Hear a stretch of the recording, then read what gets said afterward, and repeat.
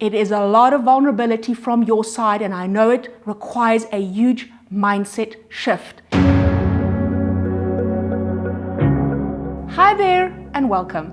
It's Kirsten Jethro from Four Seats Consulting, a transformational coach who shifts people from languishing to flourishing. In this video, I want to talk to you about reciprocal followership.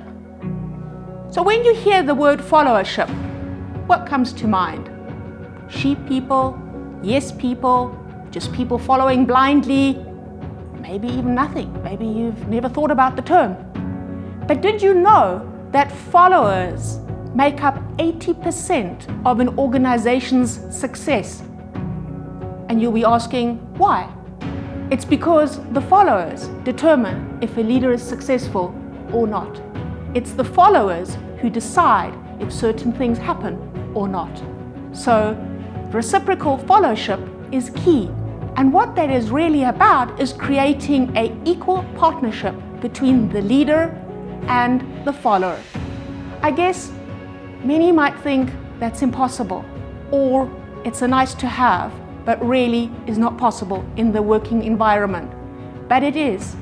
If you bring your followers on an equal level than you are as a leader, that means you invite them to be creative, to problem solve, to listen, to participate, to really have value and not just be order takers or accept things. They become thinkers with you. And that's really what leaders want to, because the hybrid working environment has become so complex that leaders cannot anymore solve all of these intricate problems on their own. A, it's not expected of them. B, they can't. So involve your followers as much as you can. They will reward you with a lot of loyalty, trust, and also hold you as a leader accountable for what you said you would do. However, the process needs to start with you, the leader. And the 5 steps that are involved to make your followers become exemplar followers, which means they become partners, is firstly, you've got to really believe in the concept of creating followers. Secondly, you have to trust them. And trust, as we know, is difficult, but you have to start trusting them.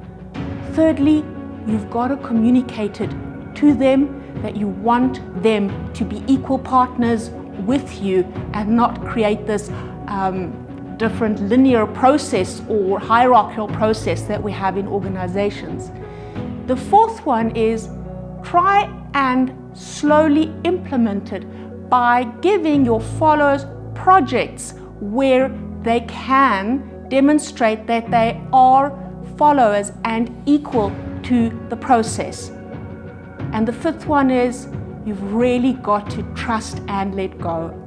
It is a lot of vulnerability from your side, and I know it requires a huge mindset shift. But if you think a lot about history and what's happened, many leaders, even if you look at religious leaders or even somebody like Caesar, those leaders, they were not leaders in the true sense, because it's because of their followers that they became so successful. They gave their followers the room to shine and show up and produce that trust. The same can be seen with Jesus and his 12 apostles. So you have the same experience there.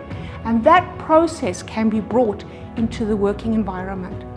So I'd like to invite you to look around at your team and establish who in your team do you have the most strongest connection with? Who's your strongest follower that you would say is on an equal level?